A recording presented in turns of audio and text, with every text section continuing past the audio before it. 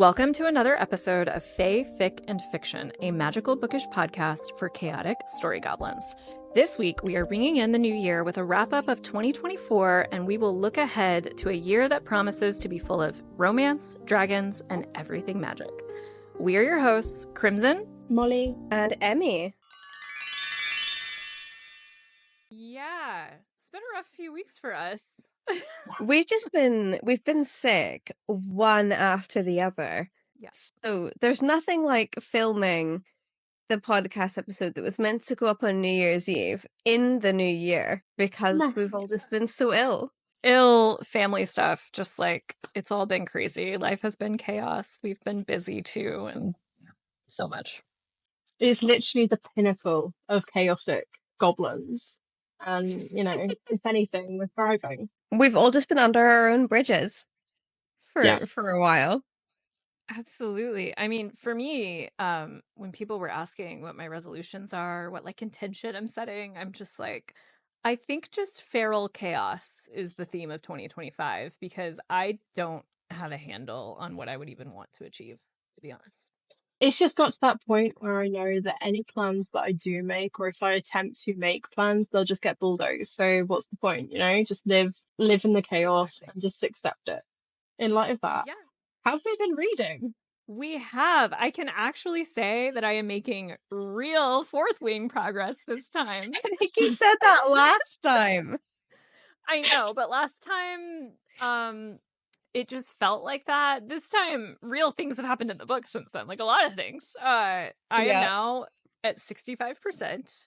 Ooh. I have a reading schedule so that I can get through Fourth Wing and Iron Flame before Onyx Storm comes out, which I have pre-ordered, and I am planning, if it doesn't come on the day, to go to the bookstore and buy like a burner copy that I can give away after. Yeah, it's like new year, new me.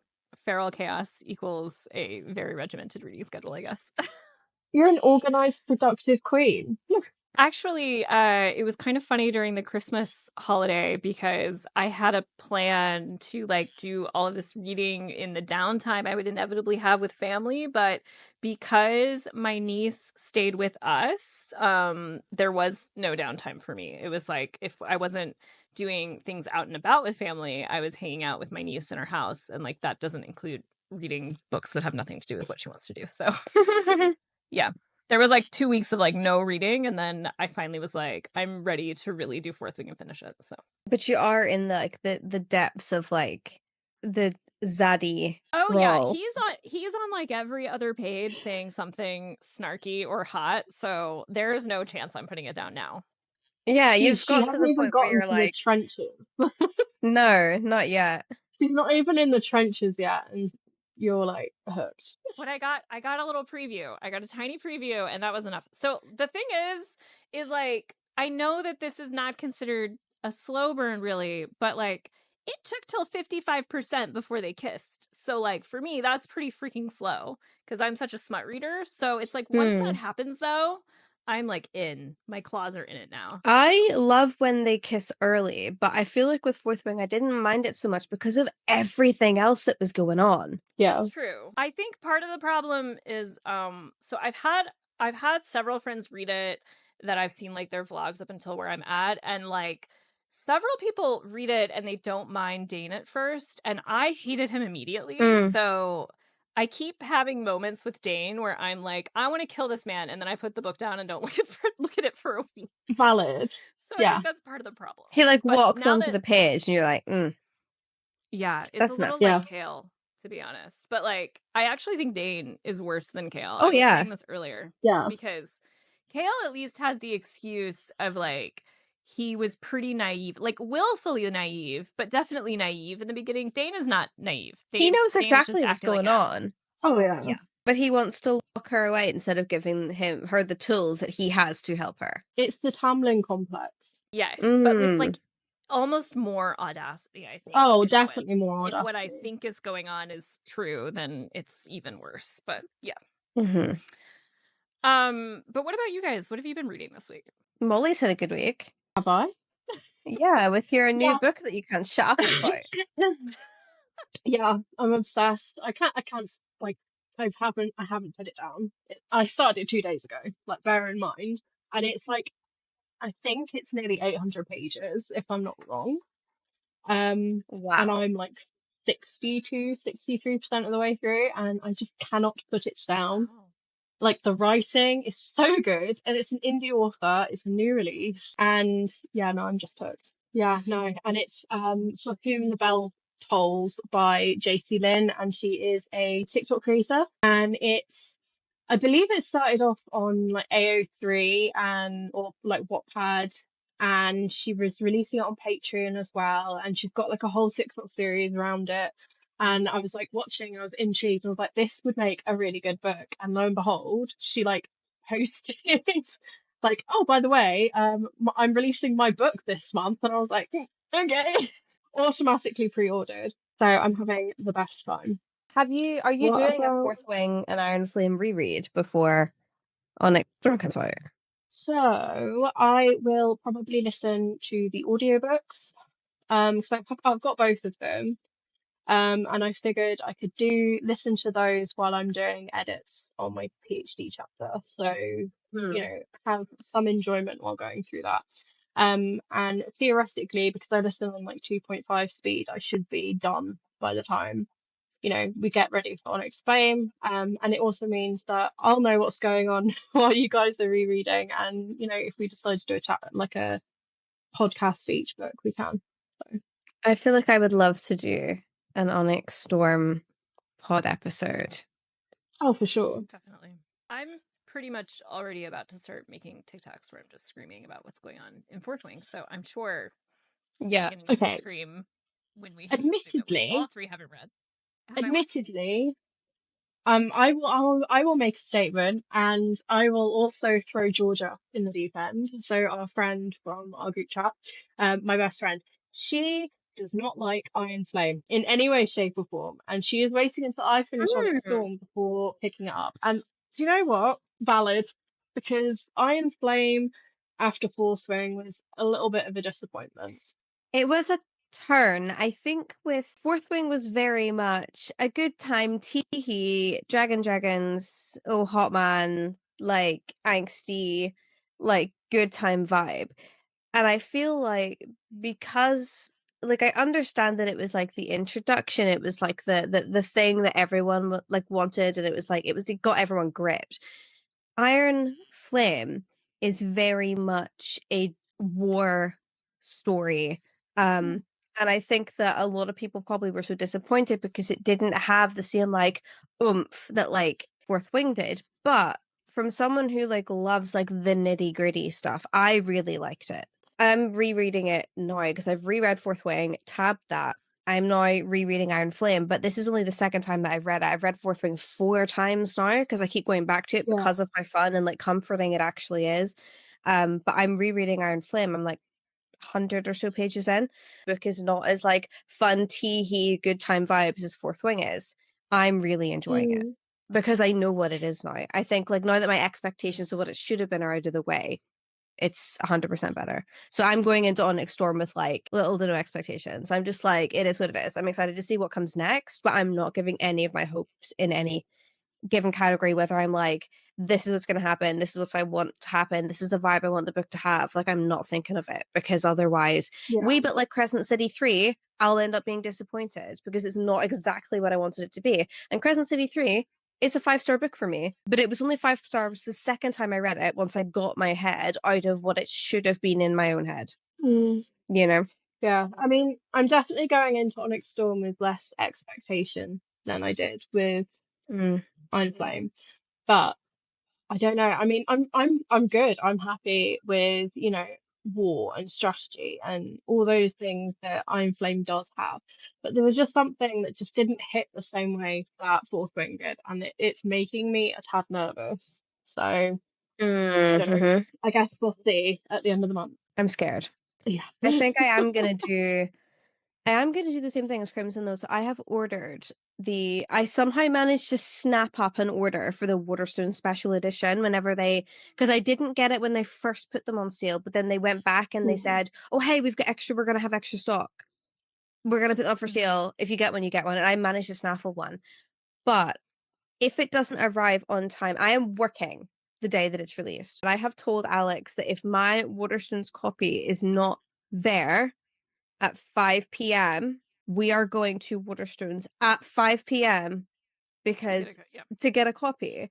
Whether I keep that copy, I don't know. I mean, I probably will. Like, maybe I'll like doodle all over it and like do nice things, then maybe give it to my sister. I mean, I've got the paperback copy and the hardback copies of both of the books right now because I love the paperback copies are lovely. I love the black covers. Yeah, if I need to go same day, I will probably look for a paperback copy first. Sometimes my bookstore doesn't get both, but it just kind of depends. Yeah, I mean, the Works has only just gotten the paperback copy of Iron Flame because the paperback copies here, I don't know if it's the same where you are, but the hardback copies always get released and the paperback copies get released like almost a year later. So I only was able to pick up Iron Flame like 2 weeks ago. It was probably released before that, but that's when I last went to the bookstore to pick it up. But I'm a wee bit like, I'm obviously on this like no buy, not buying anything. But I am allowing myself to buy one book a month, and the pre-order I've already paid for last year, so technically that I haven't paid for a book this month. True. So if I have to pick up a copy of Onyx Storm at the bookstop on the same day because mine hasn't arrived yet, then that's fine. I'm still within my like limits. Yeah. I mean, I pre-ordered a copy. I just pre-ordered a copy off Amazon because I have a Fairy subscription, so I'll probably just pick up, Onyx Storm because I've already got Fairy Loot. No, I've already got Fourth Wing and Iron Flame in those editions, so I just sort of like didn't see the point in trying to battle through all Stone's edition. I don't know how I managed it because I remember I just saw it. It came through my email. So I was like, oh, right. And I purchased it. And then by the time I like messaged in the previous group chat we were all in, and then like some people like went looking for it, it was sold out. How does it feel to be left? Right. My situation is kind of strange because it's this international bookseller. I can't remember the name of it right now. It's a French company, but they only sell like international editions of books, and it's the US sprayed edge edition. So I'm assuming it's probably the Barnes and Noble edition, but maybe it's a Target edition. Yeah, so I actually have no idea how long it's going to take or like if this company is reputable. I just was like, this seems like the only way I can get sprayed edges. So let's try. And if not, I will probably end up. So the thing is I would really like sprayed edge editions of Fourth Wing and Iron Flame now. So I've got to hunt those down. And so I might end up going to eBay for all this stuff later. But I do think I am going to invest. It can't be this year, but next year or for my Christmas present, I really, really want like a rebound copy of Fourth Wing and Iron Flame. And I have seen these beautiful, beautiful ones. Have you seen them? They've got white covers. I saw that today. And they've almost got like, it's almost like they've got like an insert at the front. They're like 3D. Stunning. yeah. But I also want to like, now that I've like officially bought like all the hardbacks of Throne of Glass, which I don't think I mentioned on this podcast before. I used all the Christmas money my mum gave me to purchase all of the hardbacks of Throne of Glass and all of the hardbacks of Akatar. Well, also, we know someone who's a binder who can probably help you learn how to do it if you wanted to learn to do it yourself. Or yeah, yeah. I do know that I want to buy new dust jackets for Akatar. I love the ones that you have, Molly, for like, is it Akatar you have them for? Yeah. I'd love some Throne of Glass ones too. But I'd love eventually to get there's some Fourth Wing and Iron Flame copies that almost are made to look like old timey like tomes with like the leather. I want those so bad. Hardbacks for Throne of Glass are the sets of them are really difficult to get now. Like the set, like the actual set of all of them are really, really difficult to get. And I had to buy them all separately, and Waterstones didn't have like 4 of them. Nowhere seems to have Kingdom of Ash. So I'm actually wondering, like, are they going to start making the hardback soon? And that's why I purchased them when I did. So I'm missing Air of Fire and Kingdom of Ash, but they're coming from a different company. They have been shipped. Whether when they show up, I don't know. But I've got 2 missing on my shelf. I got them in the hardback when they were coming out. Like, I think I started getting them when I started reading them. But I know that at least I've seen on like TikTok and Instagram, that people will rebuy them for £300 plus. It's crazy. And like I love the paperback copies that I have because I have the the original edition white paperbacks. The white one. Yeah. Yeah, I have those. So when those books were coming out, I got the paperbacks. But it was weird because the books like Sarah J. Maas releases now, they all come out in hardback editions first. And I feel like that's really common. But Throne of Glass didn't initially always come out in hardbacks. You got the choice initially of hardback or paperback from the get-go. Yeah. And we don't do that anymore. It's weird. I don't like it. Well, what's interesting is like in the US, it was never that way. Like everything always came back in hardback first, but then now sometimes YA books will come out like mass market paperback first, but not usually fantasy books. Like Twilight was hardback first. And actually it's now really kind of difficult to find Twilight in hardback, which is really strange, especially in like the original, which is interesting because the cover design, other than the big font that I have, the cover design has never actually changed except for that special box set that was white. So it's very weird to me that you like can't find them anymore. And I feel like, yeah, so that's kind of interesting because in the US it used to be this really annoying thing, and it still is, like we don't get the paperback version of books until 6 months or a year after. That's quite common here too. Yeah. I just always thought it was so weird whenever Throne of Glass was coming out that like you could get like the Throne of Glass books like in paperback from the get-go. Like I remember thinking like, wow, like this is crazy. I think on the European continent, it's very common for them both to come out at the same time. Like, I know Im told me that, like, she's expecting that her hardback copy of Onyx Storm won't come on time and she'll have to get a paperback copy because usually her bookstore only has paperback copies at first. That's really interesting because, I mean, I remember with ACOTAR though too, it's like I started like picking up ACOTAR whenever like, I think it was just before Wings and Ruin came out. So I had the first two, and then when I pre-ordered Rings and Ruin, it came in a paperback format. Like I just remember the ACOTAR books being paperback, and then like I pre-ordered Frost and Starlight, and it came in a paperback format, and then I was like, yay, and then I like pre-ordered Silver Flames, and suddenly I had a hardback. I was like, awful. What do you mean? And there wasn't an option anymore to pre-order a paperback, and I was like, wow, now I have to buy all the hardbacks. I used to think it was really funny when I first joined Book Talk because you could tell who got into Sarah J. Maas books because of Book Talk, because they would have the paperback set of ACOTAR through Frost and Starlight, and then they'd have the giant freaking this one, Silver Flame, the gray one. And yeah, you could just always tell, like, yep, that person read ACOTAR 5 months ago. The same way, it's like the same way with the Throne of Glass stuff. I can be like, oh, you were an original reader because your copy of Throne of Glass is white.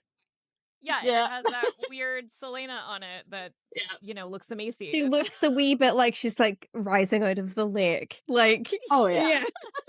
Yeah. I mean, I love it. And I was saying this to Alex. He was like, oh, so you've got the Throne of Glass hardbacks now. You're gonna get rid of your paperbacks? Absolutely fucking not, sir. No. Oh, and not to mention the rage we all felt when having said white paperbacks, and then Tower of Dawn comes out and it's blue. It's blue. Why is it and blue? And then back to King Rabash being white. That book caused so many problems in so many ways. Like, why is it blue? I still don't understand. Like if Kingdom of Ash is maybe going to be like gold or like black or like blue and white or something like that. But to be completely honest, I do not think Bloomsbury has done a particularly great job with any SJM release, with the exception of, as far as covers, with the exception of Crescent City. But actually, I would even say the US editions of Crescent City, they kind of fucked up too, because like these are beautiful, these are the UK editions, but the US editions have this the text is not sideways like that. The text is, and it looks kind of weird because it takes up like no space on the spine. I do love the Throne of Glass hardbacks though. Yeah, I do like those. The ACOTAR ones are ugly. Yeah, they're really ugly. Why are they gray? I don't know. And they also, A Court of Silver Flames doesn't really match them in any Don't, of the. don't. I was just thinking this the other day. See, when they arrived, I was like, okay, so first of all, I went from having like paperback, paperback, paperback, paperback, then Silver Flames and hardback. So annoying. Okay, I could either buy, but if I buy Silver Flames in paperback, it's the new paperbacks, and I have the old one, so that doesn't match. So I'd have to buy the rest of ACOTAR in paperbacks. And then I was like, oh, it's fine because I'll just buy the hardbacks. And then I got the hardbacks, and it doesn't match either. But have you noticed that the paperbacks don't match each other either? No. I Because mean, if you mine look at, do, but I have the old ones. well, if you look at the court, if you look at the ACOTAR paperbacks, the Court of Frost and Starlight, the title is off center from the other titles, No, and then if you look at I'm not at least looking the at it. edition of A Court of Silver Flames that What? I have, suddenly the title is right justified on the screen. On the I do know that. I mean, the new copy is. I have like the really old copies of ACOTAR, so like the new copy is. I was tempted to buy like Silver Flames, that bright orange like paperback book, but then I'd have to buy it's ACOTAR. I'd also have to buy the new ACOTAR copies because they've got a different cover now, and Yeah. they do. mine are just mismatched. I'm still planning once we move and I have more space for books and I'm off my book buying ban. I still want to buy the old style covers because they still make them in French and there's a Silver Flames version in the French version.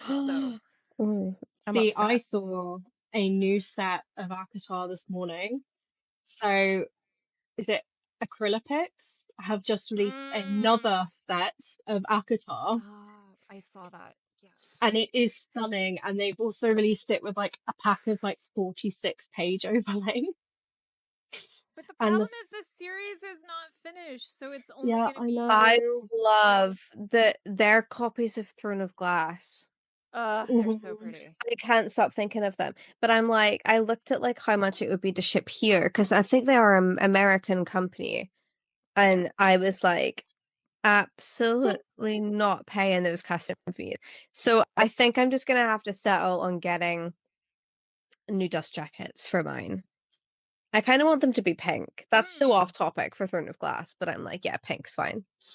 You know, it would take you a long time to actually get the books, but you could have them sent to my house in the United States, and then next time I'm home, I could bring them back, and then eventually it'll probably be just as expensive to. This is, yeah, that is gonna be like the biggest trek.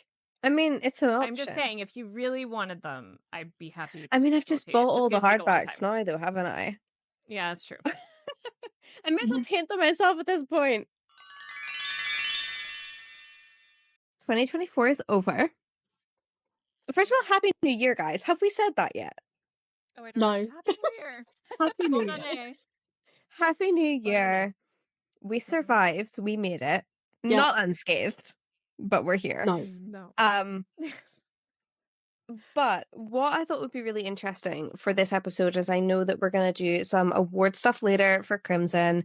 We have chosen little awards for each other for the awards portion, which is super fun. But what I thought we would start with is I want to talk to you guys about what we've read this year. So, what was your sort of like top 3? Because I know I'm going to talk about reading reflections later. We are going to discuss that later in the podcast. But what I would like to know is what have been your top 3 books this year so far? Molly, I'm going to start with you. Ooh. Okay. So, I'm going to cheat a little bit and say that my first choice is a trilogy because naturally it's a finished trilogy. It So I counts. feel like it counts, yeah. And that would be Kingdom of the Wicked by Carrie Maniscalco. It was one of the trilogies actually that I chose at the beginning of last year to read in 2024. So I picked 4 trilogies that I would, had been on my bookshelf for a long time that I hadn't really, made any effort to read, and was like, look, you're going to read these trilogies this year if it kills you. So that was one of the ones that I chose, and I both kicked myself for not reading it sooner, but was also really grateful that I waited until all three were out, because it would have bugged me having to wait for each of the books. But I loved that series. It was, top tier, probably top 10 series of favorite books that I've ever read. And it focuses on, I'll just give you like the synopsis of the first book.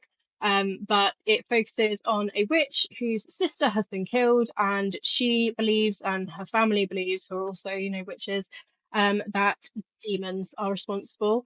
And she ends up working with a demon to try and figure out what has happened. The demon is Wrath. And wouldn't you know it, they start, falling for each other. And it Oh, turns out there's a shocker. lot more. Yeah, no, shocker. There's a lot more to both, her sister's death and also herself, and their relationship than they actually thought, or she thought. So it's a really good trilogy. The first one's definitely more YA new adult focused, whereas the second two are definitely a bit more spicy. So yeah, definitely recommend that one. The second book, or favorite read, top read, was Empire of Shadows by Jacqueline Benson, and that one was a arc that I read before April. It came out in April. It's another indie release. And it is basically like The Mummy meets Indiana Jones meets Atlantis rolled into a book, with a female protagonist who is a Votes for Women supporter, advocate, because she is. Mhm. It is during that time period essentially, and she ends up in possession of a map to a treasure, and she ends up going after it because somebody is also trying to go after it, and she knows that if he got his hands on it, the sake of historians everywhere and archaeologists everywhere would, suffer. And she ends up working with a guy who is basically Indiana Jones, but slightly less of a womanizer, and they end up going on this adventure together. And then there's a second book that also came out last year in the series, which is Tomb of the Sun King, and then there's another one coming out, I believe, this year now, which is based in India. So I'm actually really excited about that one. And then the last one is Bride by Ellie Hazelwood. Again, I put it off until later in the year and read it around spooky season, and I was not disappointed. I was obsessed with that book. Yeah, And you were everything speaking about that a that lot. book. Yeah. So those were my top 3 of 2024. What about you, Crimson? Okay. So I'll just do them in the order that I read them, because I can't really rank them. I don't think they're too different. But the first one is Kingdom of Ash, which, if anyone listening doesn't know, is the final book in the Throne of Glass series. I read that in January before House of Flame and Shadow came out for the first time, and for me, Throne of Glass is a series that I now deeply love, but that I do not think is without problems, and I think is maybe a little overhyped. I think it's a wonderful, gorgeous story, but I do think it has a lot of pacing problems and some flaws throughout. However, I think Kingdom of Ash is the absolute perfect conclusion to the series. It's a 5-star read. I can't think of anything I would want to be different. It's emotionally like devastating, but also uplifting, and it does like everything you want in the conclusion of an epic fantasy like this. So that was like a really amazing read for me, and there are aspects of that book more than any other book in the series that I still think about, like on a weekly basis at least. Yeah. It'll just like never leave my heart. It was so great. The second book was much later in the year, because actually after the gauntlet of reading Throne of Glass in 2023 and then finishing it up and then going straight into House of Flame and Shadow just like a week later, and all of my reactions to that, I didn't read honestly for like a while. Like I read a little bit of fanfic, but no published books. So the thing that really got me out of that was one that Molly said, which was Bride by Ellie Hazelwood. It's just like such a fun read. It's vampires and werewolves, but in kind of this like cheeky modern way. And it's so perfect rom-com vibes. And I was really nervous to read it because I've heard so many mixed things about Allie Hazelwood. She seems like a slightly polarizing author. Like it seems like people either love her work or that it's just like really not for them. So I wasn't sure. But it turns out I love it. I should have known because she's a fanfic girly. So but yeah, now I'm totally an Allie Hazelwood fan. And then the last one is only my second 5-star read of the year. The first would have been Kingdom of Ash, and it's Leather and Lark by Bryn Weaver, which I had actually heard that people don't like it as much as the first in the series, which is Butcher and Blackbird. It's the second book in that series, which I think is going to be a trilogy. And it's amazing. Like, no flaws. And it's like assassin serial killer vibes, but it's not dark. Like the darkness is not in the romances in Bryn Weaver's work. And so I think it's like really fun for people who like the concept of dark romance, but when it gets too gross, it's like not for them, because it's like the gross stuff happens kind of peripherally and not so much like like it's not happening while the spice is happening and that kind of stuff. So that was an amazing read. I love the relationship between the couple in that one. He's like literally worried about her burning herself out and stuff, which as someone who works a I love full-time that. job, like, Yeah. very Yeah. relatable.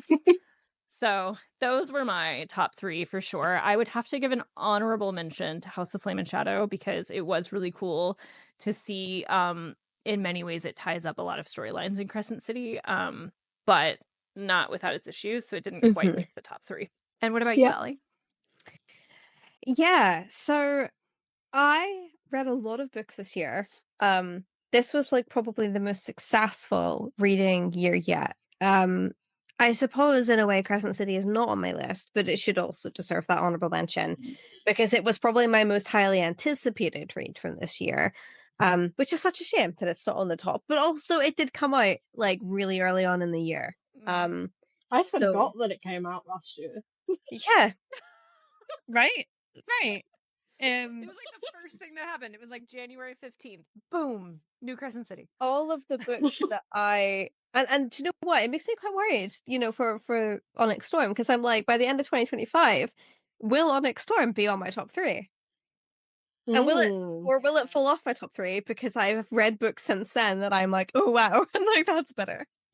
That's true. Although I will say, I mean, I know I haven't read Iron Flame, but a lot of the criticism I've heard about it is people wish she took more time to write it. And Yes. she took more time with Onyx Storm, so hopefully it'll She did. be more baked. We'll soon see. We'll soon see.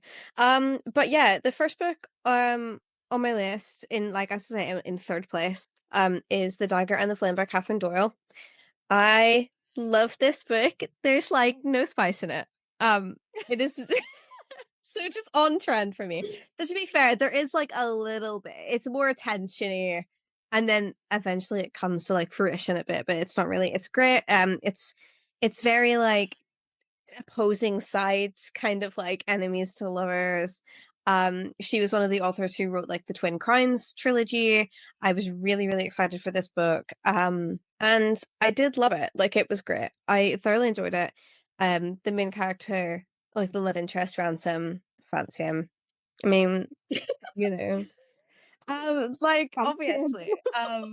Yeah, it's about sort of I can't even remember the name. Basically, the thieves are like a gang, and the assassins are like a gang, and like this girl. There's like her mum used to provide this powder, and one of them, the thieves use it to like make their cloaks and stuff. It's like a magic powder that can like help with things, and the assassins ingest it to give them like powers, but like neither will do like the other ones, and the thieves can't kill anyone, and the assassins don't steal from people.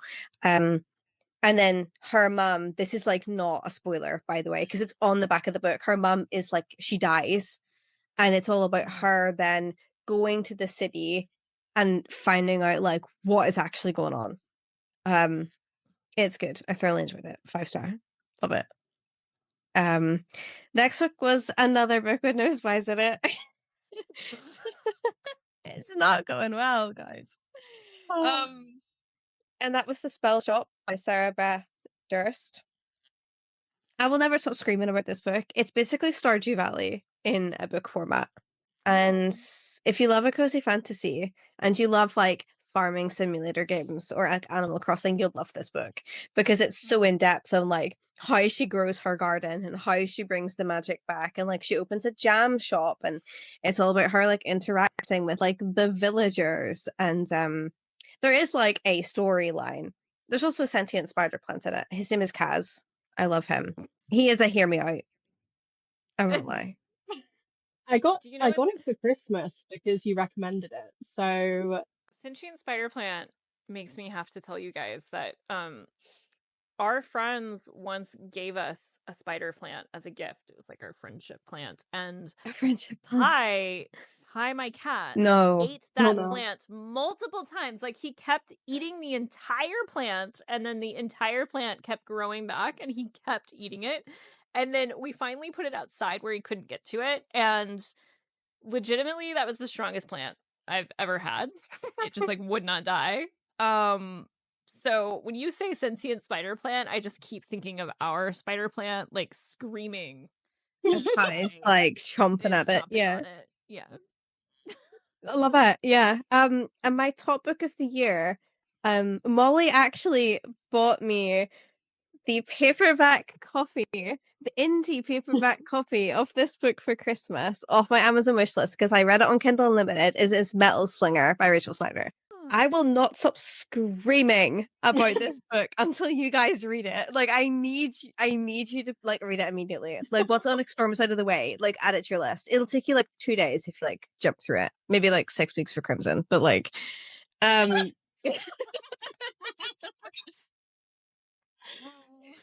Oh, Crimson. it's so good, guys. Like it's so good. Like I'm gonna reread it because there's this twist at the end, and I will never stop screaming about this, but like there's this twist at the end, and there's no foreshadowing throughout the whole book, and it just like hits you. And I woke Alex up at like 2 a.m, screaming in bed beside him, and I was like, "Oh my god, what?" I love a true twist. I love it because Yeah. when there's pretty good foreshadowing, like I usually am not shocked by the twist. Like I even felt if I'm ill. like, oh, I didn't figure it out. I'm usually like, yeah, I figured something was gonna happen. I can't but, like, even like tell you the storyline without like giving like ideas and stuff away, but like it is a romantasy. It is a wee bit enemies to lovers. You need to pick it up because I will scream. I honestly like I can't stop thinking about it. Like every time I think about like a book ending, I'm like Melsinger. Like it's so good. I am on a book buying ban, but we'll see what happens. It's on KU. Oh, well, okay, I'm doomed. Great. If you have KU. Honorable mentions though very much do go to Quicksilver. Once I got over the name of the male main character, I had a really good time. What is his name? His name is Kingfisher. But like but not like King Fisher. Like Kingfisher is one word, It's one like name. one name. Yeah. So, but everyone calls him like Fisher now, and I don't mind that. Once I got over like that kind of like weird bit, but I cannot stop thinking about like because there's another twist in that book. Molly, have you read it yet?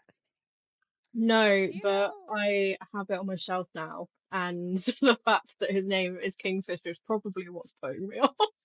It's really good. Like it's really, really good. I have the paperback copy, like the indie copy, and the traditionally published copy. I have both. I read it on KU as well. I love it. I can't stop thinking about it. It's really good. Fun fact, Kingfisher, one word, is the name of a town in Oklahoma. It just like didn't give like sexy man vibes. Like for me, I was like, this is not book boyfriend vibes. But also like, that fact is going to make it hard for me not to imagine him with an Okie accent automatically. My book boyfriend from that series is not Kingfisher. It is Carrion Swift. Okay. There's this is not a spoiler, but there's this bit, but there's this massive like battle scene, and he's like, I don't know whether he's like been like napping. I can't remember what Carrion was up doing, but he like walks out of this like cave holding this potted plant, and it's just carnage around Wait, him. wait, wait. Wait, this is a series? I picked up a series. What Quicksilver? Yeah. Yeah. Quicksilver is going to be The a series. first one. Yeah, Damn it. it's not. The second one like hasn't even been announced yet. Dude, I bought You it. got I time, babe. bought the like right before my book buying ban, I bought the like fancy hardback like special edition with the cover that everybody loves, and like it's got like metallic, and my Yeah, whole thing was like I can't buy another series, but it's I a can totally buy series. this single book. Metal Slinger is also Okay. going to be a series. Sorry. There's no hope for Um, Crimson. but yeah, like Quicksilver really, really, really was close to making that list. Mainly because of the one and only Carrion Swift, because I just love him and I think he's great, and he's so sarcastic and funny, and he's cocky. And it was just the idea of him like walking out with this small potted plant in his hands to be like, "Where are my friends?" And it's just utter battle carnage like all around him, and he's like, "Guys." But yeah, heavily recommend those. But yeah, that would be the top 3 or 7 in my case at this point. Well, if we've talked through our top 3, that means it's time for giving books awards. We have an awards section prepared. And I think what we'll do is we will say the category, and then each of us will say what book we are giving that award this year. Yeah. Yep, Good? sounds good. Awesome. So the first award is the best romance read of the year. So Molly, let's start with you. So my best romance read of the year is Heartless by Elsie Silver. I read all her books for the first time this year, and that one got me. Amazing. For me, it is Leather and Lark by Bren Weaver, which was in my top 3. I mean, it just like I could not beat it. It was the perfect amount of burn. The spice was good. Like I was really sold on it. And for you, Emmy? Funny Story by Emily Henry. I am Mm. an Emily Henry girl. Mm-hmm. I am an Emily Henry girl. I know that well, I'm kind of the same as Molly. I've read all Elsie Silver's books this year. I also read all of Ali Hazelwood's books this year. I don't like Ali Hazelwood. I just I like her, but I can't get into her books the same way that I get into Elsie Silver's. Like I just can't. Like I don't know why. I love The Love Hypothesis. But Okay, I cannot get into the rest of them, and I don't know why. And I've tried all of them, and I will pick them up. But I love Bride. I did love Bride. Okay. But Funny Story by Emily Henry was the top romance read for me this year. Amazing. Cool. So for our second award, we have Best Fantasy Read. For me, I think that's pretty obvious. It's Kingdom of Ash because it was on the list. What about you, Emmy? Metal Slinger, obviously. It was nearly a tie with Quicksilver, guys. I'm not gonna lie, but Metal Slinger, just because of that twist, it's just up there. It's so good. Yep. Top tier, huh? Yeah. And for Molly? Kingdom of the Feared by Kerry Maniscalco. So one of the trilogy. I was going to say, I remember you reading that trilogy and just having a blast. Like, I I had distinctly the best remember your time. messages. Yeah. Best book boyfriend. Molly? Luke from the Pumpkin Spice Cafe. Oh, He is I your love type. him. Yeah, he is. Zayden from Fourth Wing. nice. Still Daddy. Yeah. nearly got beat out by Carrion Swift. Okay, But so it was the match. I had trouble deciding this one. Because I did meet Zayden in 2023, but I didn't get to the fun stuff until this past week. So I felt like in 2024. But I didn't get to the fun stuff until this past week. So I felt like it didn't make sense to put him there, even though I know he's gonna really be in contention for me. And we didn't get an Akatar book, so I can't say Reese. But and I thought about Hunt because I am obsessed with Hunt. But I ended up going with Dorian because Dorian The Old was Faithful. so hot in Kingdom of Ash. And also his storyline was so cool in Kingdom of Ash. And so, and I am just like she's made hints, right, that she might do some kind of spinoff from Throne of Glass. And I am just praying that we get some kind of Dorian book because I love him. I would, yeah, especially now that she writes more adult, like I would eat that up so hard. Mhm. All right. So the next one is best book couple. Emmy, would you like to start? I chose a recent book that I read, and I chose Luca and Stella from Love Light Farms. Ooh. I don't know whether it's just I love their dynamic. They're like besties. Mhm. And it is fake dating. And then it's like obvious love. But it's so obvious to the author that they are so in love with each other from the get-go. Both of them are like, I can't see. What do you mean? You like me? It's great. I love it. For me, I picked, I can't remember the FMC's name right now because however, Going well. I know we're doing a really good job. But I picked Frederick and the FMC from My Roommate is Like, There. Oh, I just loved them. I thought they were so cute together. I thought the way they both evolved through the book was really cute together. Like in the beginning he's so nervous and goofy, and then like as the story evolves, the way he becomes like so confident with the world around him, and he's like ordering things on Amazon, and like his little nervous tick with fruit. Like, I mean, I am so obsessed with that whole book, and I just thought their dynamic was so adorable. I'm trying to remember what her name is. I'm looking it up for you. Cassie. Is it Cassie? Cassie! It is Cassie. It's totally Cassie. I kept Which thinking should- Casey. That was like, that doesn't sound right. Yeah, that's what kept happening to me. I kept thinking Celine. I knew it had like a C, but I didn't. Yeah. You guys are way better than me. I was thinking her name was Grace for like 5 minutes. Grace! I love that. I would remember Grace because one of my best friends is Grace. But yeah. Molly, best book couple. See, I was gonna say Misery and Low from Bride. Ooh, Right? that's a good one. That's Love them, obsessed with them. However, I read the Christmas Notch series in December, and I believe we had this squared away before then. And I'm pretty sure that Callum and Winnie Baker beat them out from a, which one is it? Holly Jolly Ever After. Yeah, I was obsessed with him. Callum, in particular, just like a big bear of a guy, and he ends up playing Santa in the like pretty much Santa in the first ever Hope After Dark film, and it was just perfect. It was great. Saddest book moment.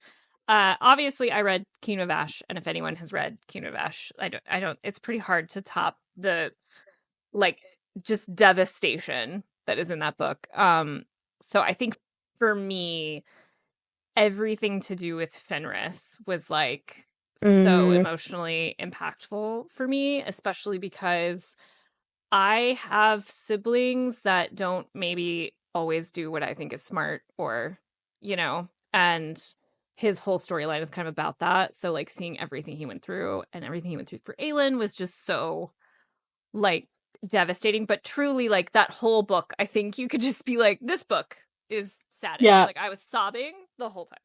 It's going to be Emmy's turn now, and I've been told that I cannot listen to this. So You can't. wave at me No. when it's time. Okay, so Crimson can't hear us, can she? No, she can't. Okay. No, she can't. So Fourth Wing spoilers. Liam's death in Fourth Wing. Crushed me. I was a mess. Devastated. I mean, like, I've read it like 4 times now. I read it 4 times now.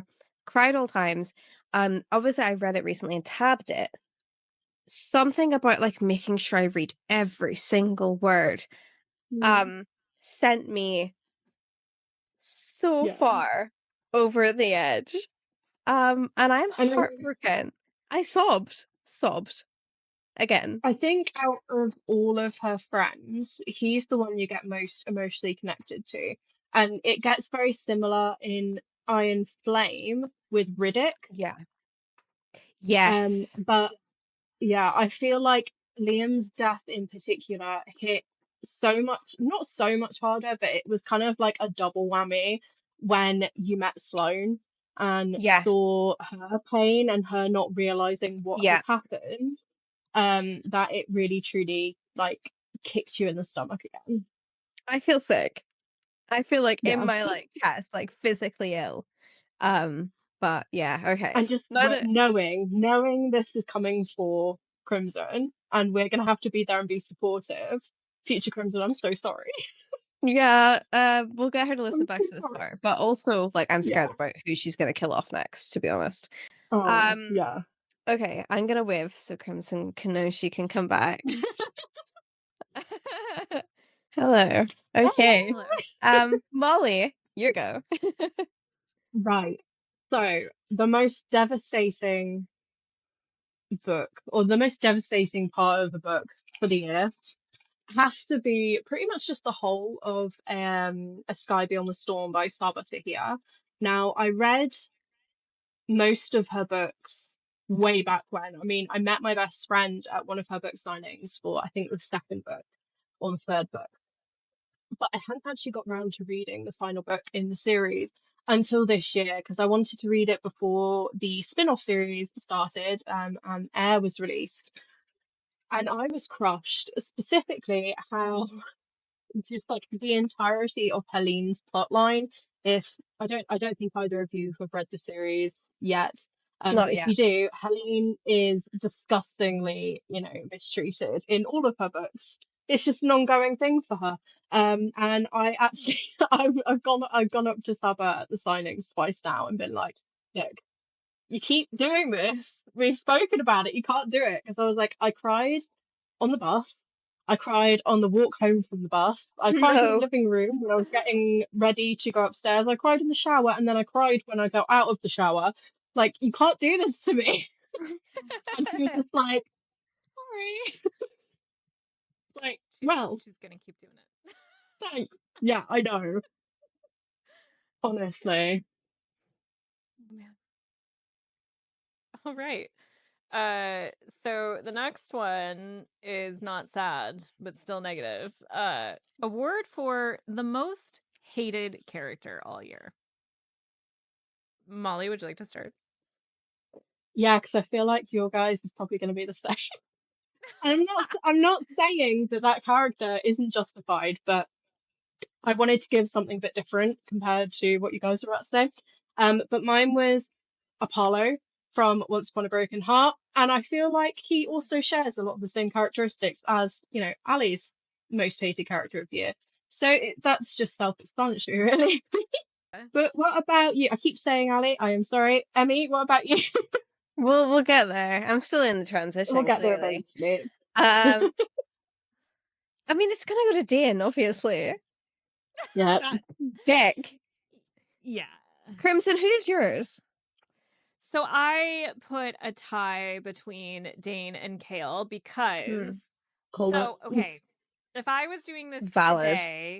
today, it would be Dane hands down. But because I hadn't read what I just read last night, and because I didn't have the realization that I think I had last night, I thought they were pretty equal at the time. I now no longer think that.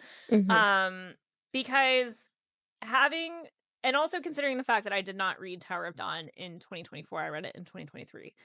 Because also at the end of reading Tower of Dawn, I would have been like, I am so sick of this man. I want to kill him. I really did not enjoy Tower of Dawn at all. So, but I really do feel, which maybe I said before, but I can't remember if it was before we were recording, is Kale is annoying and does things that I do not like and do not approve of, and I don't love the way he thinks about things or what it's like in his head. But it all stems from this, like, when we start the series, he is willfully but definitely naive.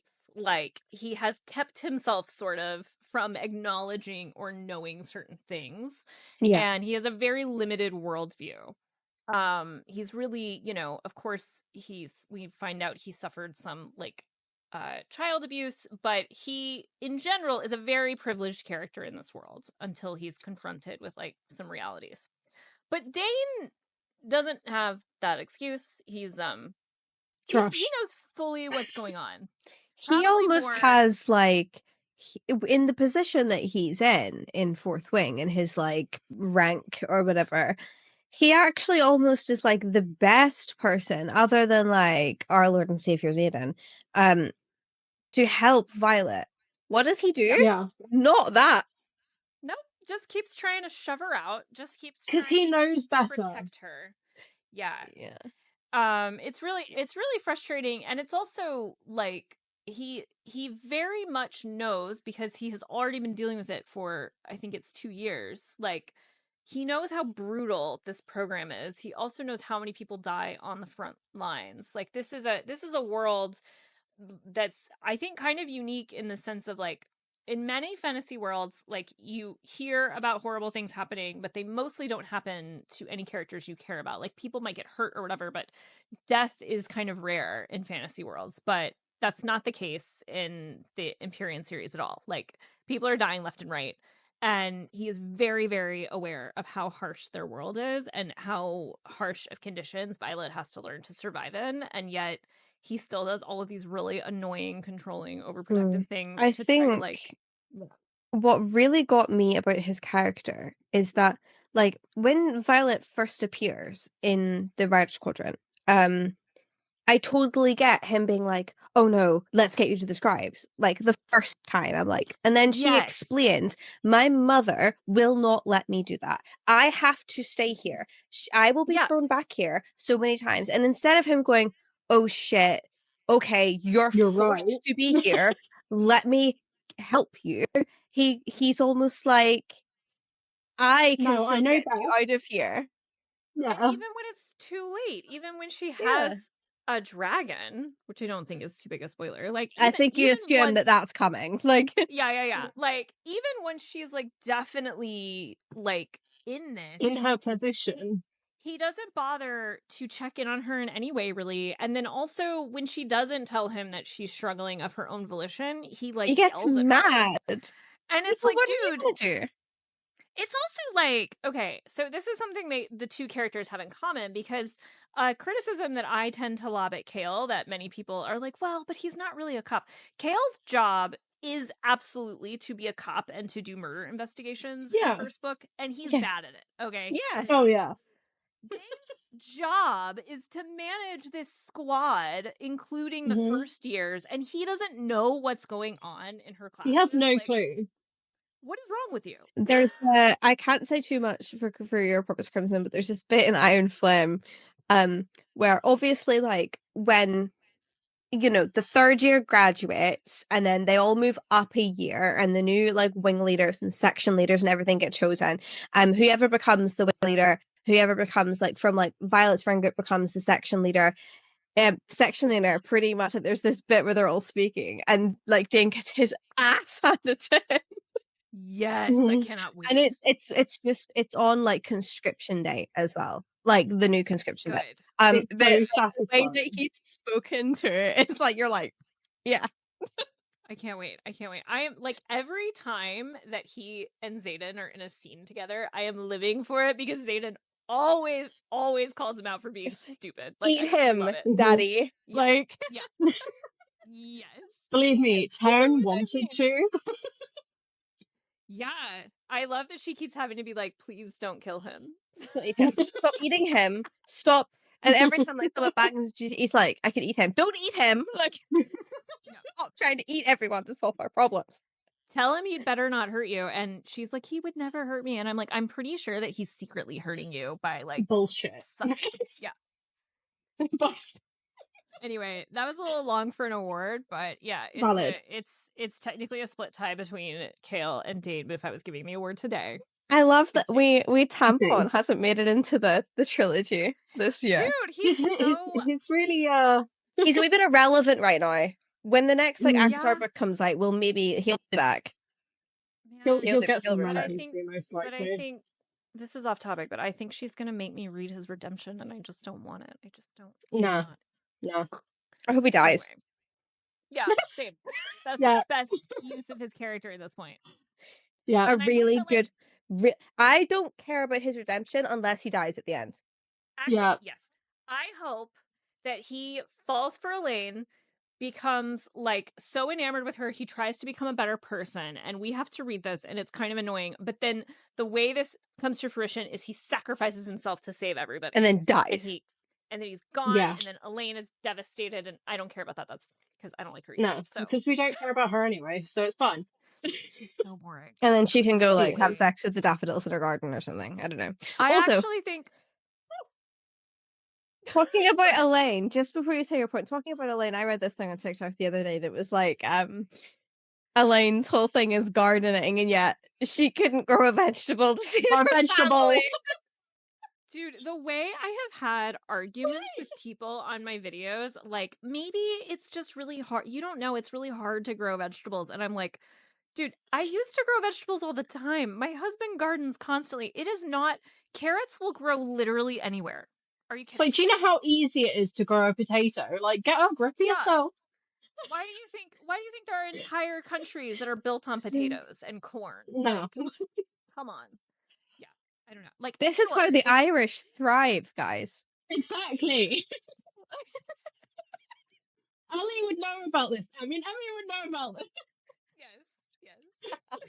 We have a potato expert right here. Yeah, she hates potatoes, but No, I love potatoes. I just don't like mashed potatoes. mash. Okay, we can't get Disgusting. we cannot do But you know, awards for poor Feyre praise never of got to taste. have a potato, mashed or otherwise, because Elaine was too busy growing Exactly. daffodils and sunflowers in the Oh, garden. She probably I got bet her first you. potato in Prithian. Exactly. I bet you Farah would have been grateful for those mashed potatoes, even if they were watery. Dude, Like you her can boils. literally just sprinkle Yeah. radish seeds, and in 3 weeks there'll be a radish. Like, I don't. Anyway, Moving on, Rich. okay. I'm gonna switch the order of the second two because I feel I need to. Favorite author of the year award. Emmy, would you like to start? Elsie Silver. Oh. Which actually, I'm pretty sure you guys are probably thinking, oh, it's gonna be your woman who wrote Metal Slugger again.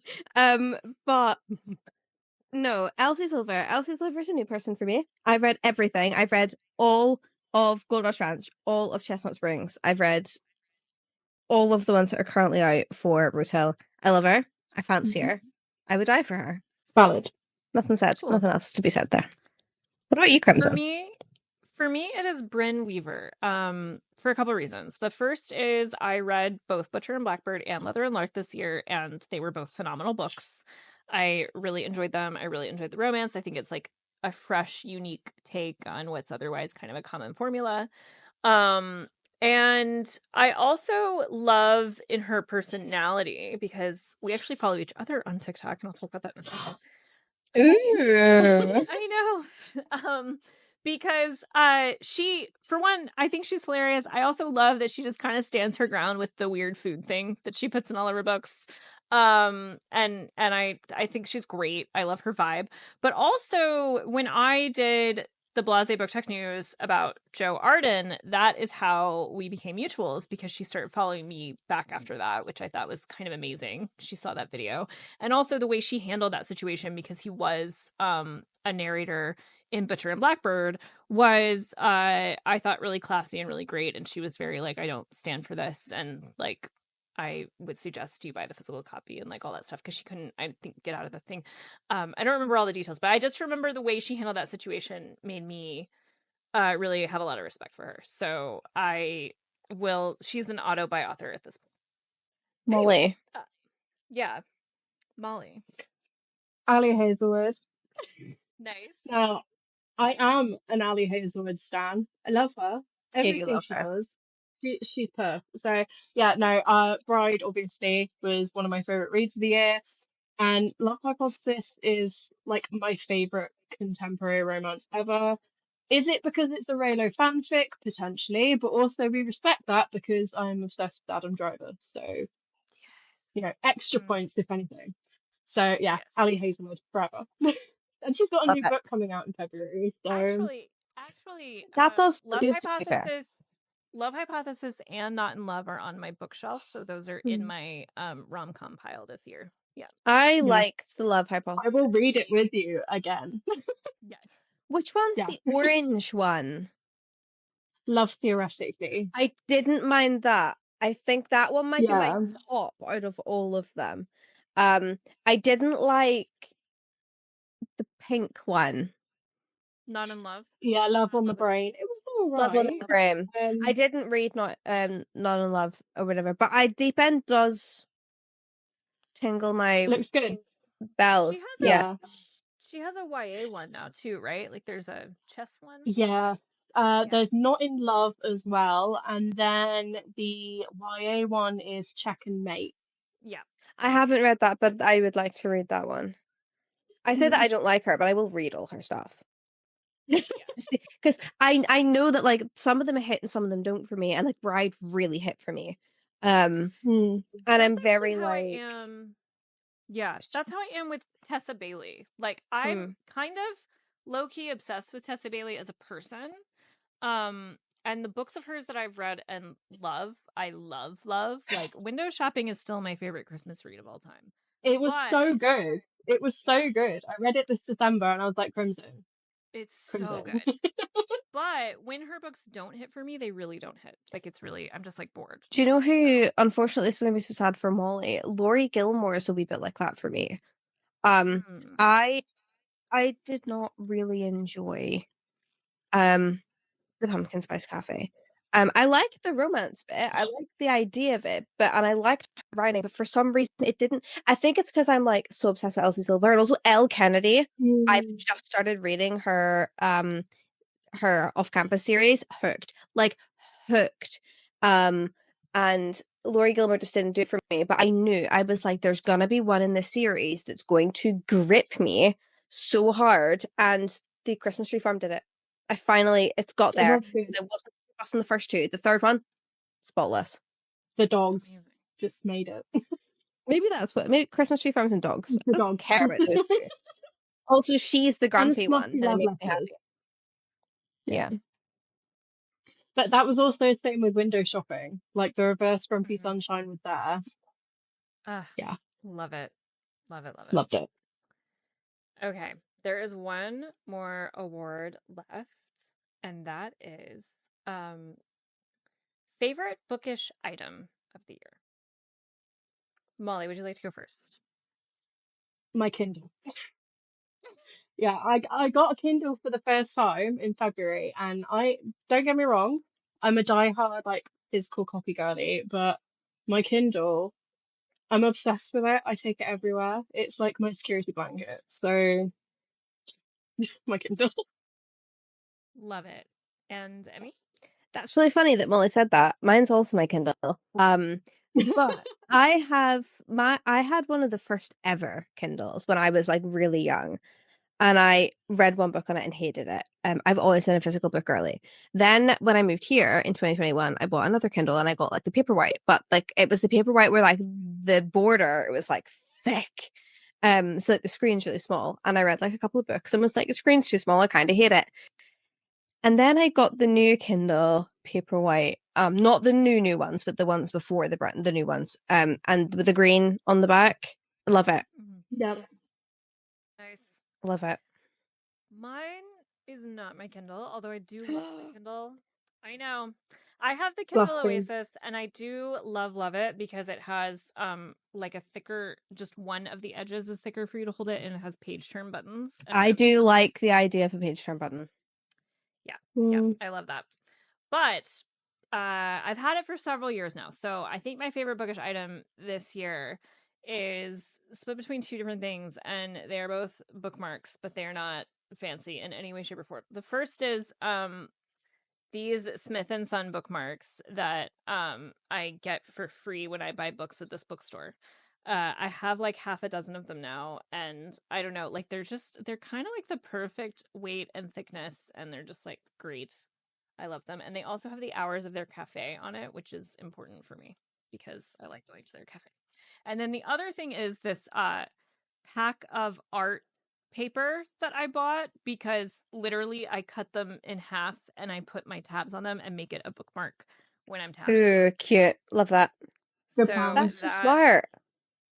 yeah, it's super easy and it's great because I have my tabs right there, and then it says I write what each one is, and then I don't forget, because when you take 6 months to read a book, like I do sometimes, you will pick it up and you'll be like, what does that color mean? So yeah, it's good. And then I just leave it in the book when I'm finished. And I guess it's also really good because you're not having to go back to like the first page of the book to see what each of the tab means. Like if you do like a key in it, because you can just have Exactly.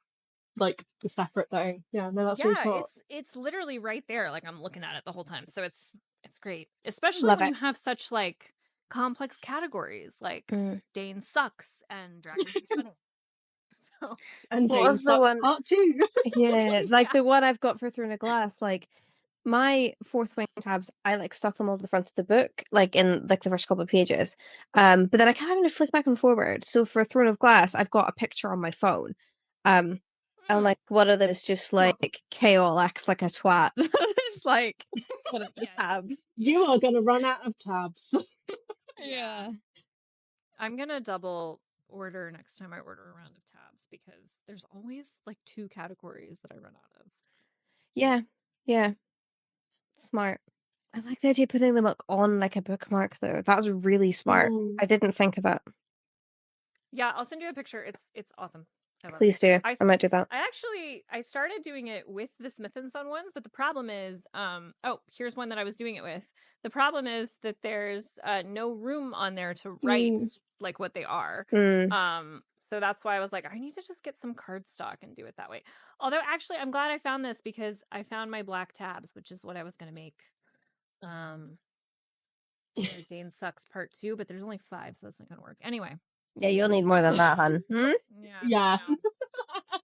It's not even all the way through fourth one. I'm flipping it and I'm like, I only see like 5 or 6 tabs here. This is not gonna work out. Okay, cool. I need more. Yeah, for some reason the pack I ordered has a ton of blue colors and like not a lot of, I'm the like, same. reds. I ordered like they've all come on like plasticky bits like this. Sorry for anyone who's watching, but I've actually gone through and like taken like the tabs from the other ones that look like similar colors. But here's the unfortunate thing is that none of the colors are the same. So like every gray, I've got 180 different colors, but every blue color is a different. Have we got the same tabs? Probably. Like, how many blues and grays and greens could you possibly I've need? got like I'm just gonna lift them down here because they're all up here. But like I'm the same. There's need like a different variety of color, not different variants of the color. They're all blue. Like these 2 blue ones are super thick. Yeah, it's supposed to be like I have like something like 50 different, like you could give me like 24 different colors and like a ton of them and I would be so much happier because, or you could do like I was looking to find out if anyone does just like these are just blues or these are just reds and let me order them like a la carte as I need them, because for fourth wing I wanted golds, dark greens, reds, and like black and navy. But like I don't want, 20 shades of teal and pink. Yeah. Right, girls. Bookish company. bookish small business. Get on it. Just sort your fucking tabs out. What's funny is I actually did try to research like how you would build a company that sells tabs, and I can't figure out how you find the manufacturer. That is so wholesome.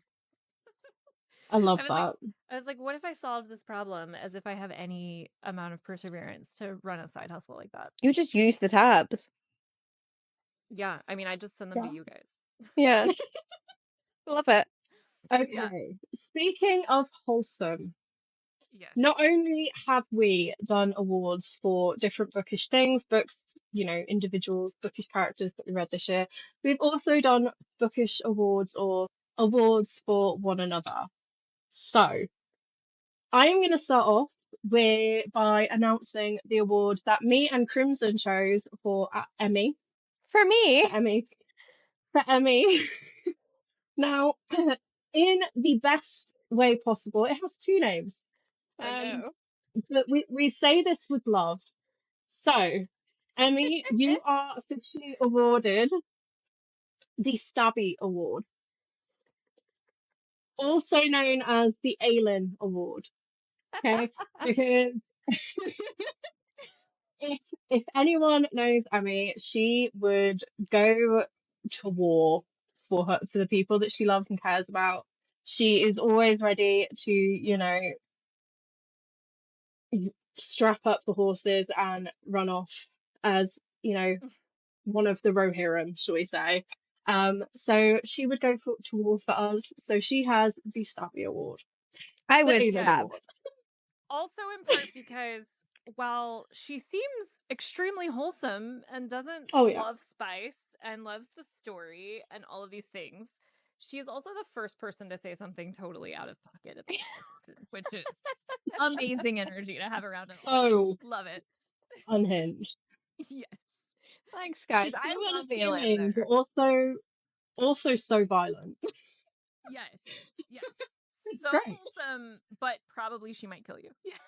Yeah, exactly. Oh, well, Or, yeah, I love so that. wholesome, but definitely will kill you.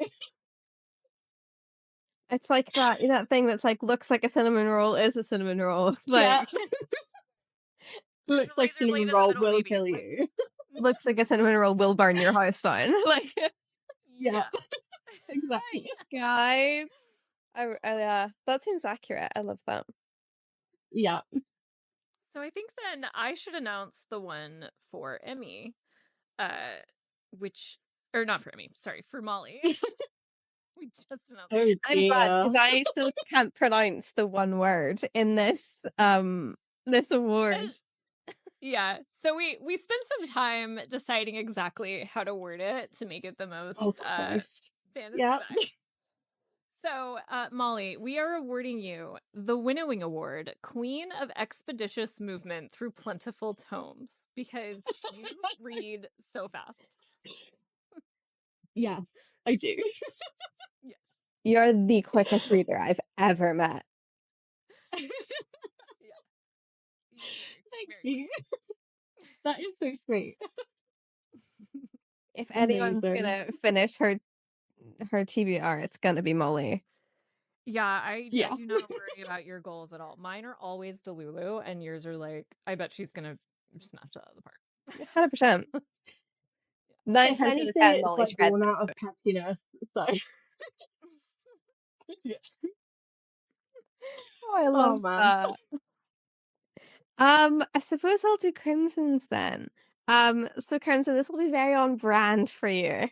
Molly came up with this, and we just immediately were like, "Yes, this is perfect." We are It giving is. you the Cereal Award, because you are the queen of the bookish tea. Aw, I love that.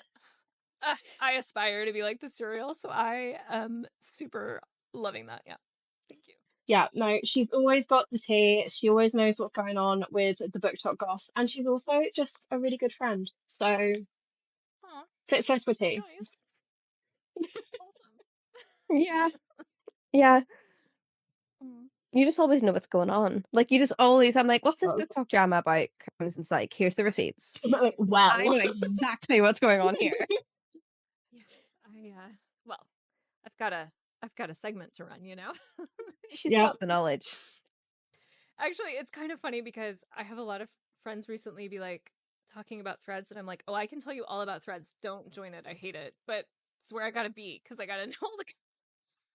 She Mhm. has much knowledge. Yeah. Yeah. Oh, I love you Thank you guys. guys. Aw. I love you too. Oh, we're Look so at us. emotional. Oh, trauma bonding. Moving onwards, what I thought would be really fun to finish off the first podcast of the year is to do a little bit of a reflection and some sort of bits and bobs. So obviously we're going to talk about what our reading goals are for 2025 in the next episode, when we do our setup of the year. But from last year, what was your reading goal? How much have you accomplished? I'd also like to know a couple of books that you didn't get around to but would like to. And lastly, the biggest book surprise that you had this year. I'm going to start with Crimson for this one. All right. Okay. So as far as reading goal, I did not set a specific goal of books read. I set a goal of stories consumed, including movies and TV. I have not finished tallying all the movies and TV episodes. So I can't actually say officially that I hit it yet, but I'm 99% sure I actually did because I consumed a lot of television this year, and I also played some video games. So, but reading wise, it was honestly a pretty light year. I think that after reading so much fantasy without breaking it up in the beginning of the year, I kind of didn't set myself up well because it just, I don't know, man. There was such a Throne of Glass hangover. And then after House of Flame and Shadow, like I just needed a minute. And that's one of the reasons that Bride was one of my favorite reads this year, was because it got me back in the vibe of reading fun things again. But yeah, so it was a little bit of a light year for me, but I'm okay with that because for me, like what kinds of stories I'm consuming kind of like dips in and out, and I'm fine with that. But as far as books I wanted to read and didn't, I did have some goals around that, and unfortunately did not totally make it. So I really wanted to go through Zodiac Academy this past year. I've read the first 2 or 3 of them and was loving it, like living for it, really enjoying it. I always say it's like a spicier CW show in a silly like fantasy book, but also has like a very cool world and magic system associated with it. So I really want to get back into that, and I'm hoping I'll do that this year. The other thing that I had as a goal was and I still want to do this, I really want to do a Harry Potter reread where I take data like a nerd. Because when I read fan fiction, I like to read canon compliant fan fiction. And also when I write fan fiction, I write canon compliant fan fiction. And there's a lot of details that are kind of like different between fanon and canon and all of these different things. Yeah. And I kind of want to know, like, so I kind of would like to go through and spreadsheet all these things like while I read. And I also wanted to do that because I would really like to read the first book in both English and French now that my reading level is a little bit higher in French. But I'm reading some short stories first to kind of gear up for that. So we'll see if we make progress because it's not really top priority anymore. I haven't been writing fanfic as much, but we'll see. And then the last one is one that came up kind of mid-year that I really wanted to read and haven't gotten to, which is the Crowns of Nyaxia series. I love it. Absolutely intend to get there this year because I have like 3 of them right behind me. So. I can't believe you've got 3 and haven't. Yeah, same. Well, they're so pretty. Like They are. I mean, I will be honest. And then I love them. Love them. look at this. That's I mean, stunning. I want that. Yeah, Send that to me. I couldn't not buy that. Like, give it to me. I managed to get a signed edition. I'm not gonna like pass up on a signed edition. Excuse me. They are very good. I will be honest though, going into it, Molly, have you read them? No, that's why I bought them. Right. Okay. I love them. Serpent and the Wings tonight. I read it this summer. Obsessed. Like obsessed. Love it.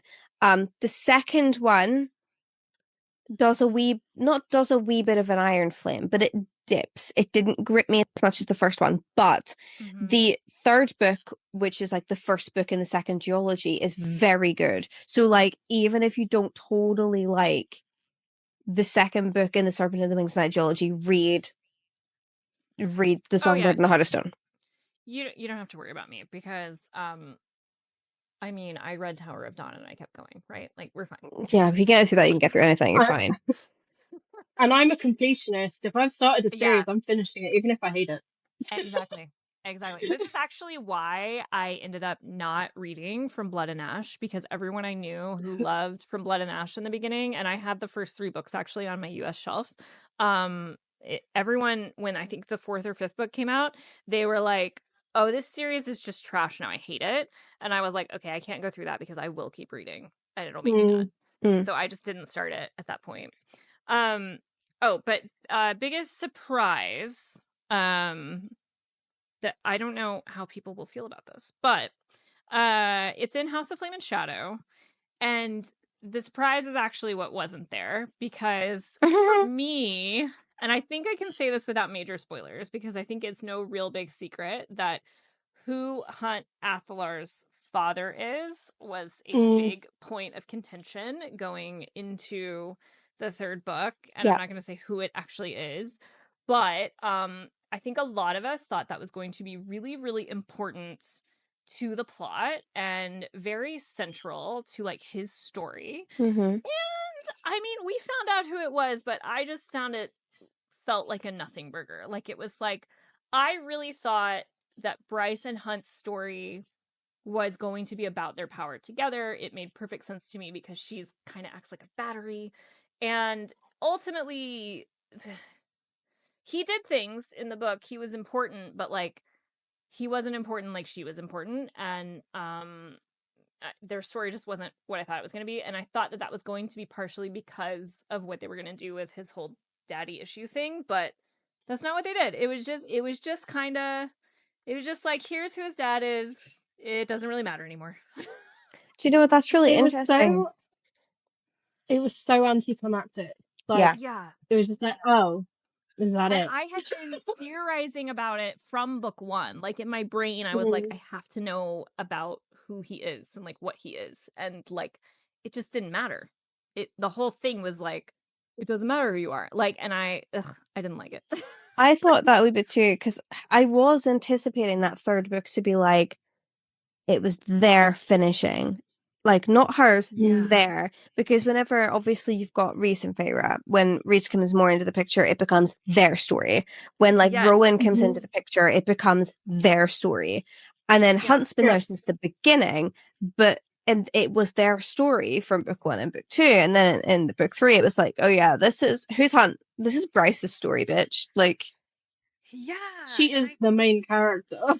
Yeah. And I think that was part of my frustration with the book when I was reading it, is like, not just the way she acts, which I think at this point almost everyone knows. Some people have a very visceral reaction to that, and I was one of those people. It's also that this person who had seemed, even when she wasn't telling him her plans before, it still felt like who he was and what they were to each other was a key part of her decision-making process.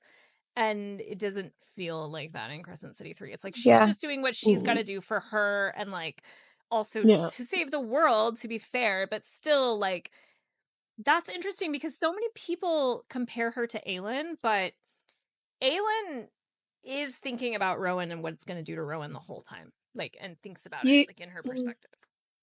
You also say that, but Bryce has a very like specific way of thinking about a certain group of people. So it's not about saving the world; it's about saving everyone but that particular demographic. Which is half of who she is. Like, are you be so fucking real? Like, do you really think all humans are good and deserve like your undying and unwavering, action, but all Fae are I haven't intrinsically really thought bad about that piece of it, but you're right. That's a very good point that she's, and actually I remember reading House of Flame and Shadow, and towards the end where she's like having these discussions and she's being so insulting towards them, I remember just thinking like, you would never have gotten where you are if you weren't half that. Like, you would never have been able to say like yes, they have acted in this horrible way, but also they have been, the whole point of the Crescent City storyline, at least until we get Bryce acting like that, is that everybody on Midgard is incredibly oppressed by the Asteri. Like, that's made very clear from like halfway through book 1. Yeah. So but the thing with the boys are like, maybe you shouldn't be, such a bigot right now. And she's like, no, my dad's a twat. Like, that's nice, but there's more than just your dad. Right. The interesting bit, like, and sort of the metaphor I used, I was speaking to a friend about this, so we were and go between the Bryce and Aileen thing, was that, so you're going through a jungle, right? Aileen is smashing the trees out the way. Now, everyone behind her has absolutely no idea where we're going, why we're going there, or like what's gonna happen, right? But they're following her, and she's like smashing the trees out the way so everyone can follow her. Bryce is very much like, you know, she's like walking through the trees and pushing the branches, and then they're swinging back and hitting the other people in the face. Yes, 100%, 100%. Like they don't know where they're like. No one with Aileen knows where they're going, what's going to happen, what she's up to. But at least she gets in there kind of safely. Yeah. Yeah. And she's got their well-being. Hunt got in the dragged forefront of her through that mind. book and smacked and pushed around something shocking by the consequences of Bryce's actions. Yeah, and it's also really interesting because she feels that way about Faye, but not about shifters. But that's crazy because the shifters in Crescent City, this is a spoiler if you have not read the third Crescent City book, but the shifters from Crescent City are Faye from Aurelia. So like they've just been genetically altered. So like and then the Fae are the Fae from Prithian. So it's like, they're both Fae. It's all the same shit, lady. Like, and actually, the Fae in Aurelia, the shifters, are not less shitty to humans, like, until Aelin comes along. Like, they live totally separately, just like they do in Prithian. So, like, it's not really like an inherent historical thing. It's literally just like they've been thrown into this situation where they've been given different levels of power. So it's just it doesn't make any sense. Like, make it make sense. Go, like, you say you are obsessed with history and antiques. Maybe actually pay attention to the history and antiques that you got taught in the beginning of this freaking book. Like, oh my god.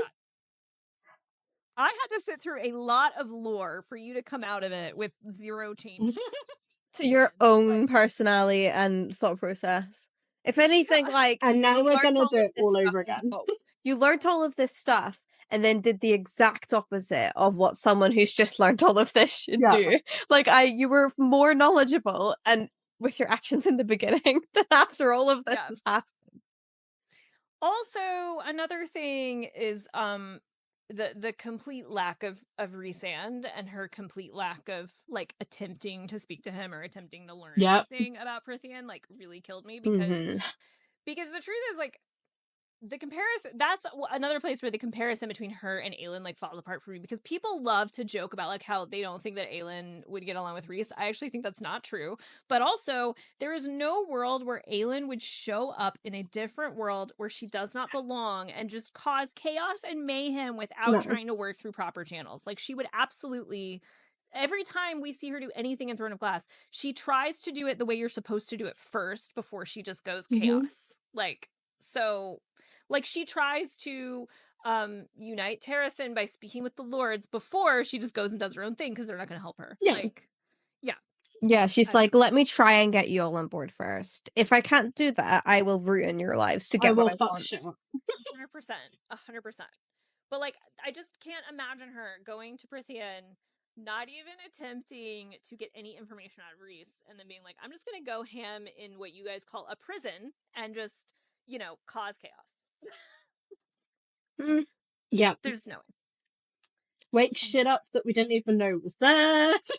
So that's my most surprising moment. Emmy, would you like to go next? I can. So regarding goals, I read 87 books in 2023, and I was like, oh, that's so many. And I was like, but I sped through a lot of them. So what I was going to do this year is I was going to set it to 50. I read 114 books. So it started at 50. Wow. I reached 50 by like May. And I was like, ooh, okay, I'm going to up it to 75. And then I upped it to 100. And then at the end of the year, I used books as an escapee format and read like something like, I've read something like 6 books in the last week of 2024. So the reading goal was just like out the window. May as well just not set one. It's a goal. I mean, you had the opposite of my year, for sure. Yeah, it was really weird. So some of the books that I wish I got to and didn't. My initial on this list was Songbird and the Heart of Stone, but I read that at the end of the year. Proud of you. So I suppose I didn't get to read Rewitched. I would love to read Rewitched. When the Moon Hatched. Kingdom of the Wicked, The Poppy War, the second book in Silver and the Bone, the second book in Curious Tides. I'm trying to think of what else. Like all my books are behind me. Song of the Marked was another one I really wanted to get to and didn't. A Temptation of Magic. And A Teller of Small Fortunes probably were like the main ones that I meant to get to and never did. Zodiac Academy was on the list, but I'm kind of leaving that to the point where I just want to binge something that's silly. So I'm not too mad I didn't get to it. I did try to read the first book in like January and hated it, so I'm just waiting for the time where I'm like ready to actually sit and deal with that. Yeah, you got to be in the mood. Like the writing, especially in the beginning, is kind of when you Shocking. read a lot. Yeah, it's a little. I mean, commas could be better placed and things like that. So I suggest reading it when you're in the mood for something. It read feels a little very trashy. much like a bad fan fiction at the start. Yes. Especially with like the bullying and stuff. Like it wasn't Yeah. great. It was very like you're a bum and my mum says you smell, so you smell. Like it wasn't, it was very kind of like Yeah. And it surface stays level. that way for a bit. And so like you have to kind of be in the mood to just like Slog through. Yeah, you just have to like slog through and like pay more attention to like the cool bits, because there's like I think it might be I can't remember if it's the first book or the second book where they reveal the like, I mean, I'm gonna say Quidditch, but it's not Quidditch. There's this like magic sport that's really, really cool in it, actually. But there's like stuff like that where it's like those scenes are what made it for me, where I was like, oh yeah, I really want to keep going. Because I also hear that once you get towards the later books, it's like emotionally devastating, which is all I want out of a fantasy world. So Yeah, we need to get there. We need to get there. yeah. And then bookish surprises. The first one is like I really fell in love with romance this year. Like Elsie Silver, like Elle Kennedy, Ali Hazelwood, like Emily Henry, like romance books that don't have fantasy in them. That was a weird thing. Sports romance, like specifically hockey romance and cowboy romance. Suddenly I'm obsessed. Lila Sage binged all her books. Got the next one in pre-order. Can't stop thinking about it. Like, where did that come from? Love that. And then obviously Metal Slinger's ending, which you guys still don't know about, but I will not stop screaming about it until you read it. You need to read this book. That I was swear to probably God, if I predict the ending, you won't. like I'm Trust. notorious for predicting the endings in everything. Trust me. Yeah, same. Trust me. Maybe Molly, maybe we should buddy read it so that we can bounce our ideas off of each other and Yeah. we can get there. Could you imagine, right? Because this won't really give it a spoiler, but could you imagine if you got like what you know now about like Akatar and like could you imagine if like in the next book we find out that like Reese was the villain all along and Tamlin's actually like the hero? And it was just like that's it, that's realistic. This is the type of like switch up that like happens at the end of this book. Amazing. You need to read it. Some people do think that's gonna happen though. I will be sick. That man is There's dead to no me. way. There is no way that No. like, people are crazy. Yeah. We are people, but we are people, but we're not that crazy, Christ. We're the right kind. We're delusional, but not that delusional. Yeah. Watch it happen and we're all gonna eat our words when Avatar 6 comes out. Okay, if Reese becomes truly evil, I will DNF the series. Like, I can't. I mean, he might be hot, though. No, but if he's like evil, like Feyre doesn't love him anymore. Oh, then yeah, no. But if they become evil together, I might be for that. Oh no, that's fine. Yeah. I mean, I don't think she has the guts to do that, but I'd be into it. Also, the only way that I would care about Elaine, I think, is if you make her become evil Elaine. Yeah. Well, I kind of love that idea. Yeah, I would love that. And actually, I would be totally fine if Tamlin's like redemption is not a redemption. It's that he helps Elaine like become that. Like she just like leans in, villain origin story. And I would love if like they think they're doing the right thing, but actually they're just like become the villains. And they just like make their little evil babies. That would be so cool. I would be so into it, but I don't think it'll happen. But in my Delulu Fantasyland, that's what would happen. That would be Anything good. It would make her interesting. And she has such good motivation for it, actually, because she's kind of been treated shittily, to be honest. But like, she could have grown some vegetables. I don't know. Molly. So, I will also give some backstory. So, the year before last, is it the year before last? Or in like 2022, I was, super depressed and I read like 12 books, which was not good. The year after it got a little better, I was like 83, so I was like I was feeling it. And then I read 150 books the year before, in like 2023. So I was like, that is really good, but I'm not going to put any pressure on myself because having my book like goal higher than 100 just feels ridiculous. Like, even though I know that I've done it, I don't want to like push myself and make myself feel bad because I can't attain it or attain said goal. So I'm just like, I'll set my goal at 100 every year. And, if I don't reach it, it's not the end of the world. I've still read a lot, but if I reach it or exceed it, brill. So I set my goal at 100. I read 190 books last year. Whoa. So insane. Your award was But well deserved. Mm-hmm. I wasn't expecting it. I'm not gonna lie, I wasn't expecting to read that much, but I did. So yeah. I kind of, were any of you like into Hamilton? Like the musical Hamilton? I've never seen that. Mm-hmm. Yeah. I No? love Hamilton. So that you might have heard the sound like, why does he write? Like Yeah. he's running out of time. It felt like that, but with me, but with reading. But with reading, yeah, that makes sense. So my goal for this year, I've set it at 150. And like, because I did that the year before last, I obviously exceeded it this year or 2024. So I'm not worried about not reaching it. But I'm not going to put too much pressure on myself if I don't do it.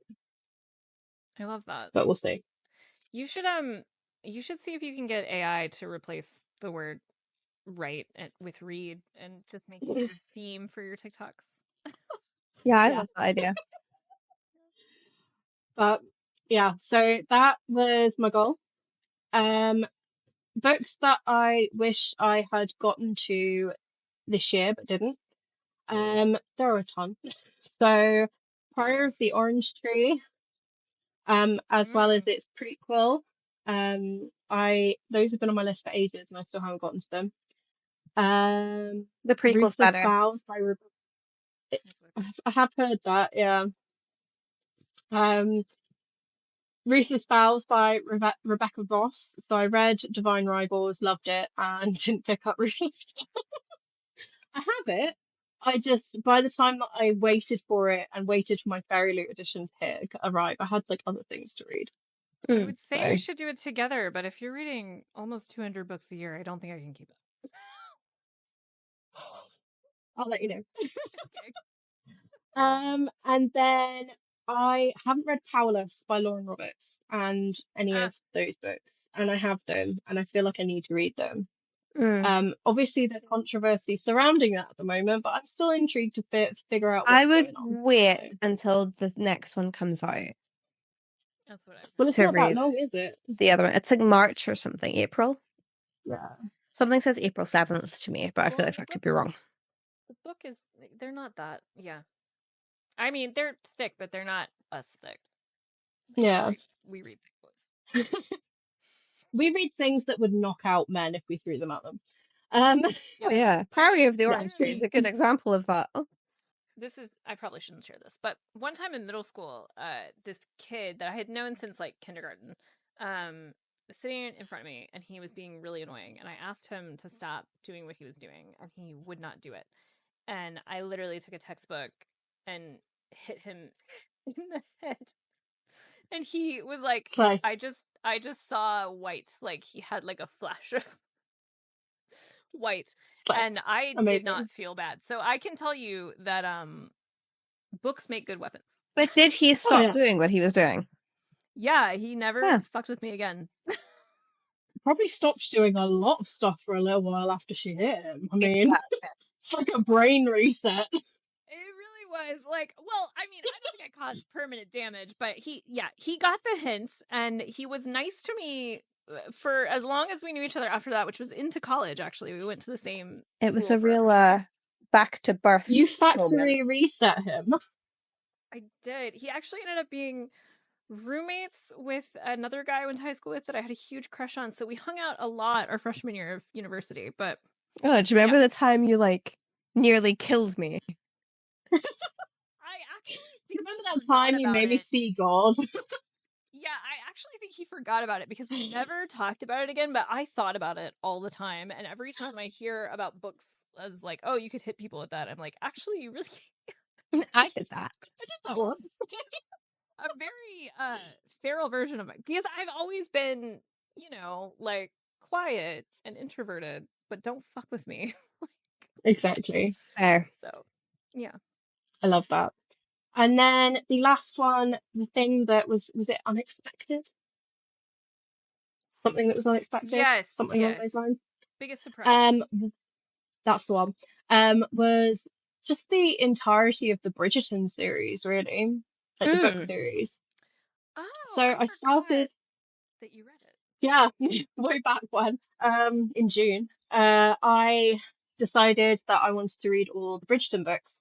Because I hadn't read them, but I'd watched the series and I'd heard they were different, and I was really worried that it was going to ruin the show for me. And it did, but in the best way possible. So the books are so much better than the TV series, just in terms of like the characters and the storyline, and it goes way off like way, way off the books, like being true to the Oh, books. But the books were so good. They're just such a good like Regency-esque smutty romance. that is Love so them. interesting because I had a friend read them and she really did not enjoy reading them because I think a lot of it was because of what happens in the first book. But like Mm. that makes me want to read them now, but I can't because Like yeah. I think my favorites are Eloise and Francesca's books.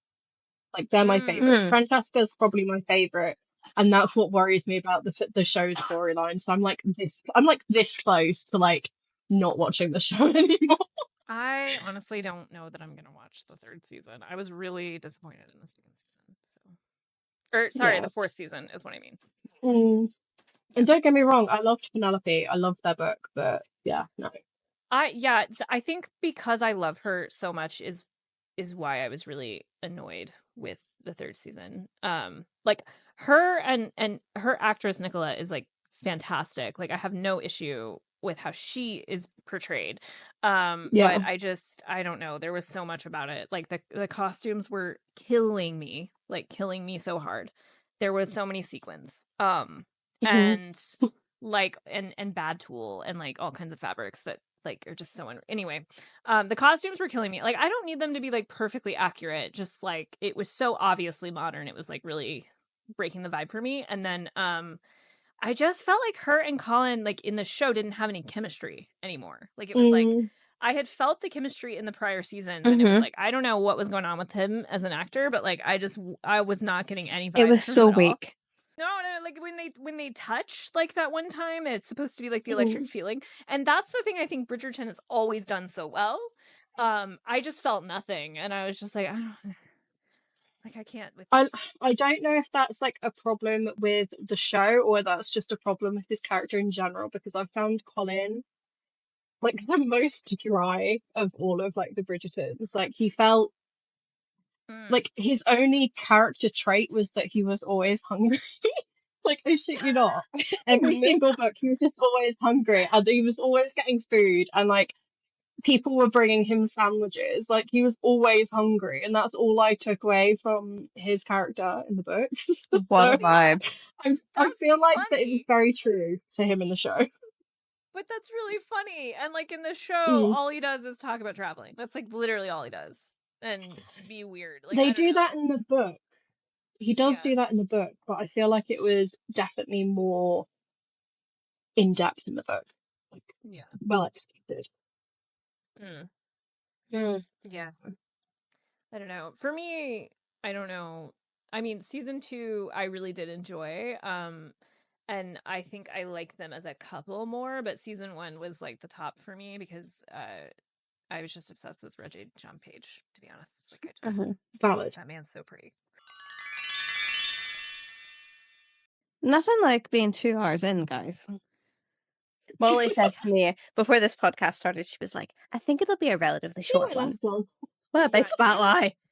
Do you remember before Like- we did the first one when we were like, okay, so I think we might be able to get 30 or 40 minutes? I know. Like, I We think were so delusional. I think just with previous experiences that we've all had, with different things that we've done bookish in the past, this podcast has been, I don't want to say a surprise because we knew we were doing it, but it's been a very, very pleasant surprise how much we can all talk to each other and not get sick of Yes. each other. Yes. And Never like, get sick. yeah. We get sick, it's not of And each other. No, we get very ill. Very The last 3 weeks. Yeah. Ill, overwhelmed, whatever.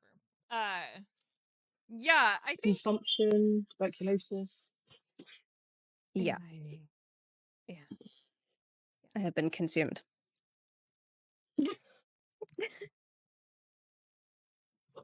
Oh God. And on that note, Happy 2025. yeah, here's to going into a new year filled with lots of nice books and no more unhinged novellas for me. Yes. Wow. If Biggest anything, there'll be more unhinged novellas for me in Chromosome because that's kind of where we Yeah, I think strive. It's where you thrive. We really do. we really we're loving the unhinged. Yeah. I want to just kind of go on a tour of them, I think, but I need to get through Fourth I'm Wing. calling Yeah, I've been calling January Dragon War Death Month, and like once we get through that, we'll see where we're at. But we've got so many exciting things like for this year, like in terms of plans, and like starting off our like year of mass destruction, as I've been calling it. Just like reading all of them and being able to have like long, lengthy chats about each of the books. Like it's going to be so fun. Yes. Yeah, So fun. I can't wait. I can't wait. Okay, well, I think it's time to call it a day, guys, because I have set Alex down to put the oven on because I am so hungry. And I never want to speak I'm just again. gonna make So for anyone who is looking for us, all of our socials, Instagram, TikTok, etc., are all linked down in the description.